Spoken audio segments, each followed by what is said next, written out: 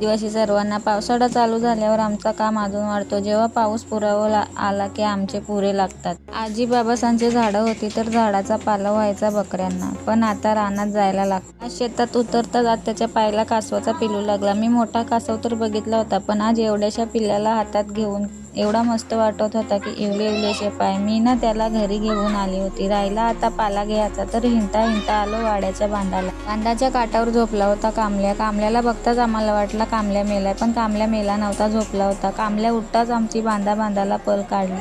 आम्हाला बघून कामल्या वाड्यात गेला. माझ्या ब्लॉकमध्ये कामल्या बरोबर दिसत नाही, पण नीट बघा मला साप दिसेल. केळीची पानं घेऊन नीट बघत बघत निघालो. आता राहिली फक्त दामणीची पानं आणि आंब्याची पानं. जर तुम्हाला माझा ब्लॉग बघितला आणि साप दिसला असेल तर कमेंटमध्ये कामल्या म्हणून असं लिहा. पावसाळा सुरू झाल्यापासून मी पहिल्यांदा एवढा मोठा साप बघितला. मी जेव्हा पण येते तर मला पानसोला दिसतोय, पण साप नाही. आज साप बघून माझी दही झाली लागली. चालून चालून पोचलो मालामध्ये आलो तर माझ्या रानातल्या मैत्रिणी भेटल्या होत्या. मैत्रिणी मला बघून अशा पडत होत. पुढे आल्यानंतर माहिती झाला की त्या का पडत होत. आता आमच्या बहीण भावाचा प्रेम बघा. भावाने बहिणीला घ्यायला पाहिजे तर इथं उलटाच झालाय. आंब्याची पानं तोडायचा फक्त बहाणा होता. आमच्या रबडाला थर लावायचा होता. एवढासा दिसतोय, पण आज माझं काम 25 केलाय, बदला घेतलाय आहे. चला तर आजसाठी एवढंच. भेटूया पुढच्या ब्लॉगमध्ये. आजचा ब्लॉग कसा वाटला कमेंट करायला विसरू नका. Bye bye. भेटूया पुढच्या